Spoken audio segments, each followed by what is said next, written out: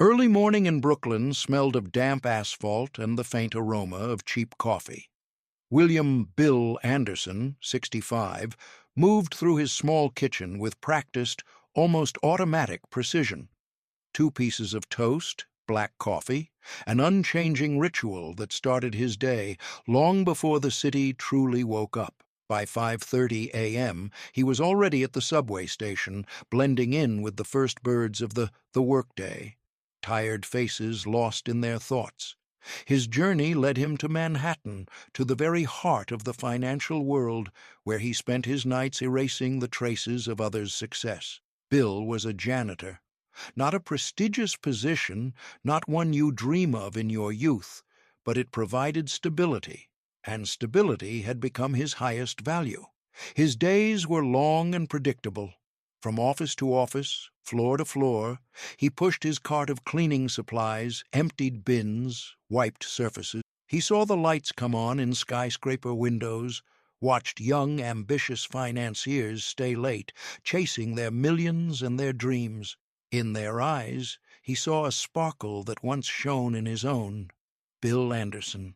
Once, that name was associated with the future, with innovation. In the 80s and 90s, he was a software engineer, a genius who could see logic where others saw only chaos.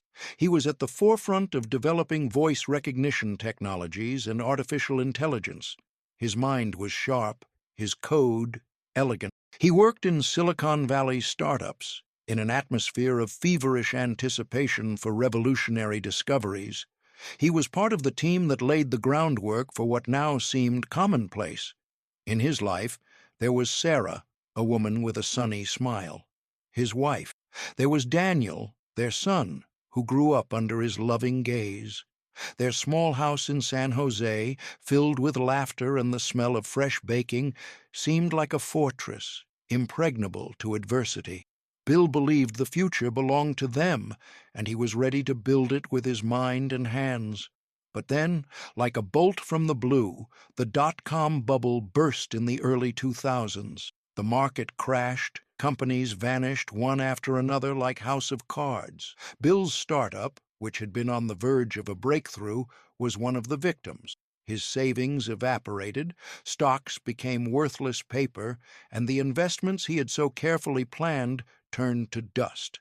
The financial crash was just the beginning.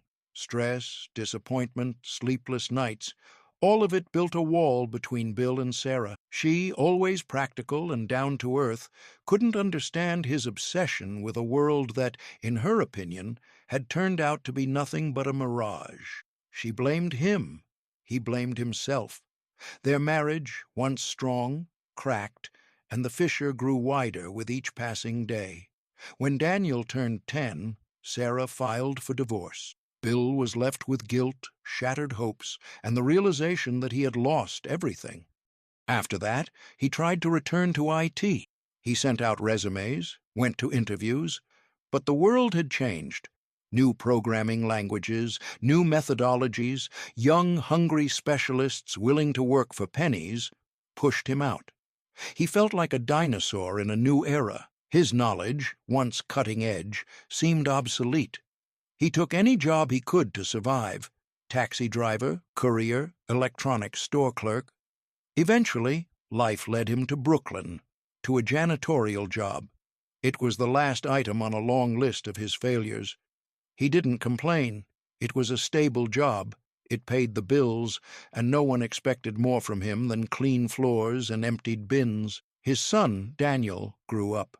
He received a brilliant education and became a successful lawyer in San Francisco. Daniel called his father once a week, always offering help, always asking if he was okay. Bill invariably refused. He didn't want to be a burden. He wanted Daniel to be proud of him. But what was there to be proud of? He was just a janitor, a shadow of his former self. He felt his life was already written, and the last pages were dull and predictable. One night, as a cold November wind howled outside the windows of the 45th floor, Bill wiped down the last tables in the office of Novatech Solutions, a company dealing in advanced financial technologies. On one of the desks, he noticed a thick volume with a bright cover. Deep Learning, Architectures and Applications. He picked up the book to put it in the lost and found drawer. But the weight of the binding, the rough feel of the paper, the very smell of the ink, it all seemed to awaken something within him. He opened it. The words, the formulas, the concepts. They were complex, abstract, yet surprisingly familiar. It was like meeting an old friend he hadn't seen in decades, but whose speech remained as clear and logical. Terms like neural networks, backpropagation, gradient descent. They brought him back to the days when he himself experimented with early versions of these ideas. He started to read, at first secretly during short coffee breaks, then at night when he returned home. He read late into the night, forgetting about sleep, turning pages by the dim light of his lamp.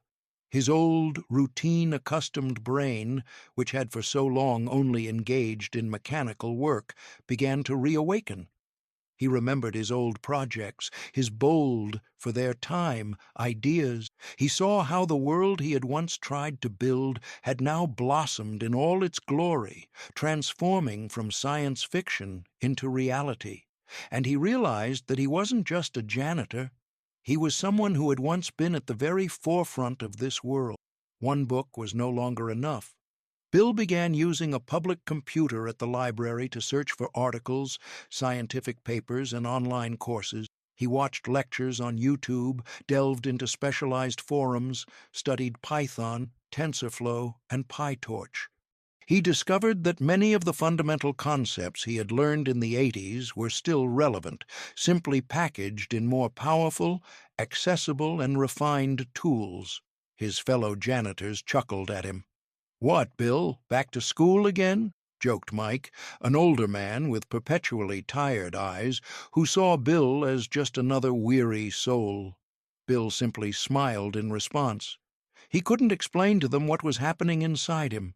It was like waking up from a very long sleep, a resurrection of something long buried. He felt his brain, like an old engine, revving up again after a long idle period, ready for new tasks. He started taking notes, solving problems, even drawing diagrams. His notebook, once used for grocery lists, was now filled with formulas and schematics. He became obsessed, but it was a healthy obsession, a passion that gave him energy and purpose. One evening in mid-January, Bill was cleaning the office of the Director of Innovations, Mr. David Davidson. Davidson's office was a sanctuary, a place where ideas that moved multi-billion-dollar assets were born.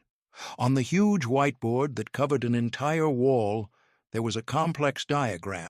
It was the architecture of a neural network that Davidson's team was trying to develop to analyze market data, to predict trends with unprecedented accuracy.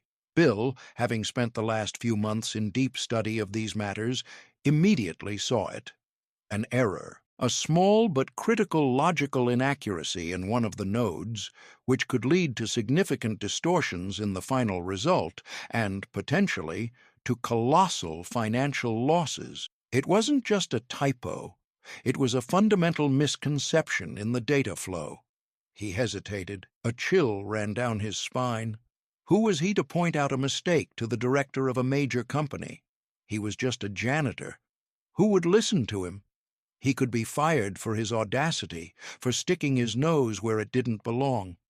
But something inside him, an old engineering instinct, a voice of logic and common sense, wouldn't let him rest. He couldn't ignore this error, knowing it could lead to problems. It was against his nature. Bill looked around. The office was empty. He picked up a marker lying next to the board and, in neat but firm handwriting, wrote a small note in the corner of the board. "Mr. Davidson, I've noticed a small inaccuracy in your diagram. Line 7, node C, should be connected to node F, not node E, for correct data processing. This will prevent a recursive error in processing financial patterns. William A." He put down the marker, feeling a slight tremor. "Done."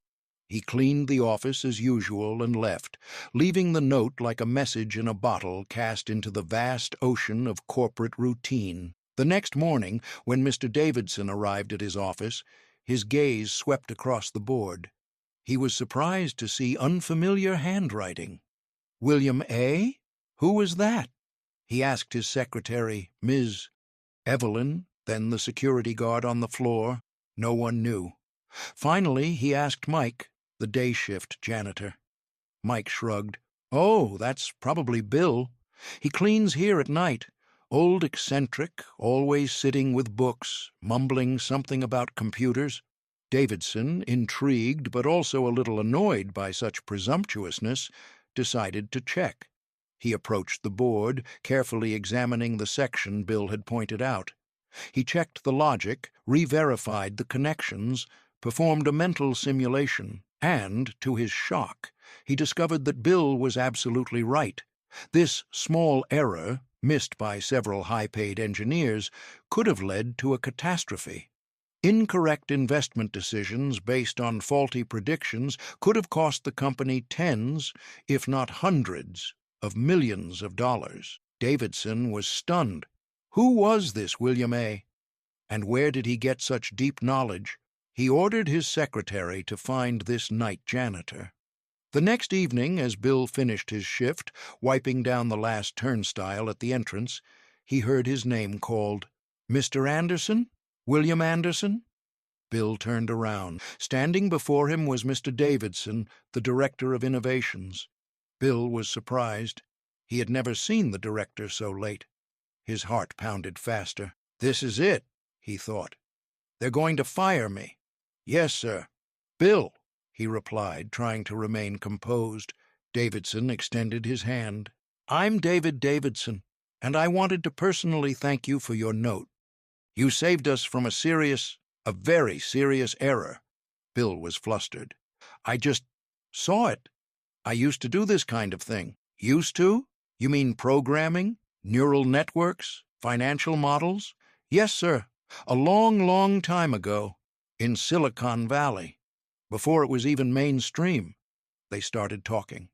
At first cautiously, then more freely. Bill, to his surprise, found he could speak fluently about complex algorithms, about the fundamental principles of machine learning, about the challenges of big data. He spoke of his old projects, how he envisioned the future of technology, his experiences with early AI systems. Davidson listened attentively, asking questions, and the more Bill spoke, the more Davidson realized that he was not just a janitor, but a man with deep foundational knowledge and vast, albeit dusty, experience. They talked for about an hour. Davidson was struck by Bill's clarity of thought, his ability to explain complex concepts in simple terms, his intuitive understanding of how systems should work.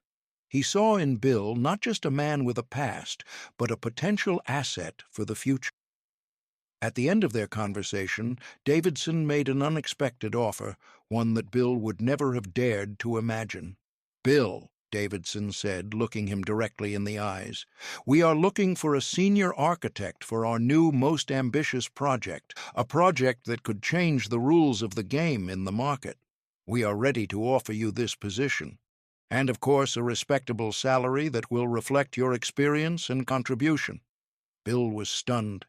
Words seemed to catch in his throat. Senior architect? Him? The janitor? At 65 years old? It seemed crazy, a joke, a dream. But I'm 65, sir. I haven't worked in this field in a long time. The world has changed.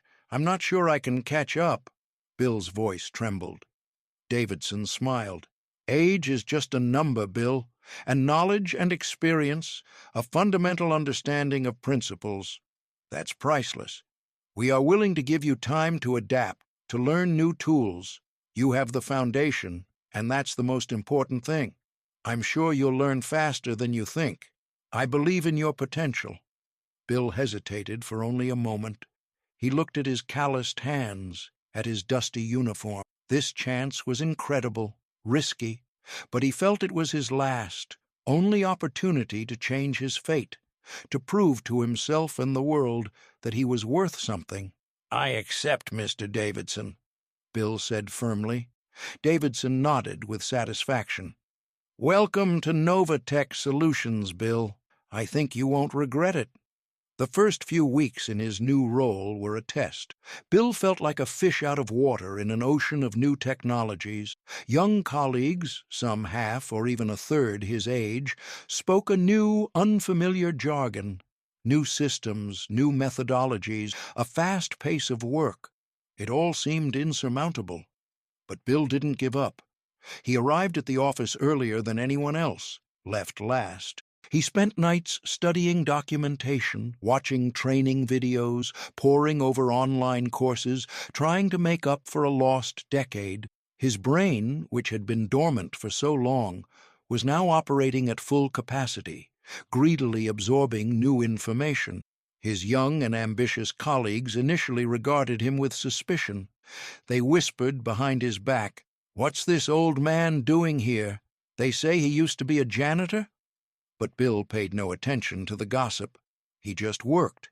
He asked questions, learned, offered his ideas based on his deep, though long-forgotten, understanding of the fundamentals. And soon they began to see in him not just an elderly man, but an experienced mentor, a wise consultant who could offer a fresh, unconventional perspective on complex problems.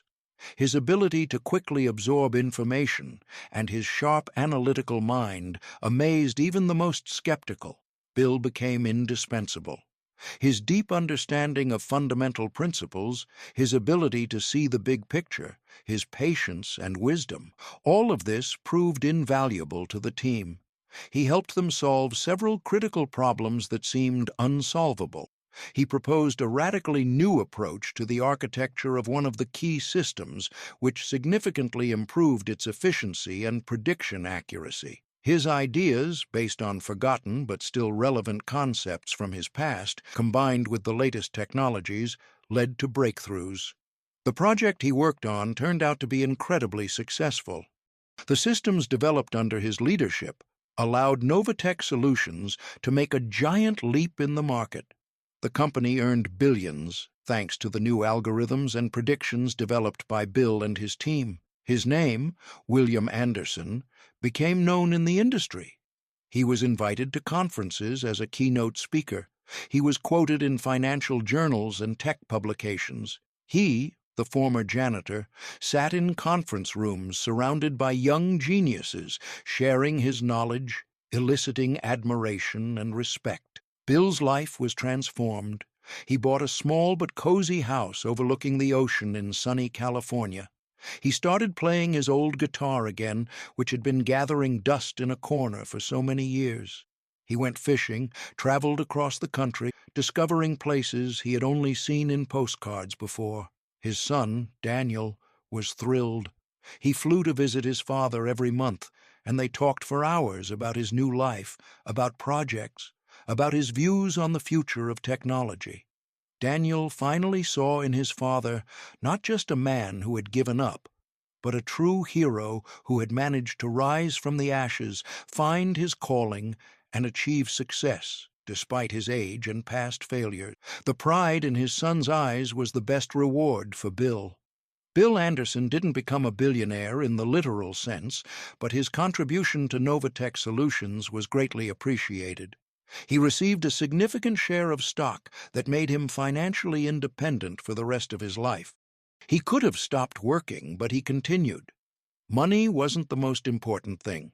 The most important thing was a sense of purpose, the feeling that he was useful again, that his mind was working at full capacity, that he was contributing to the world's development.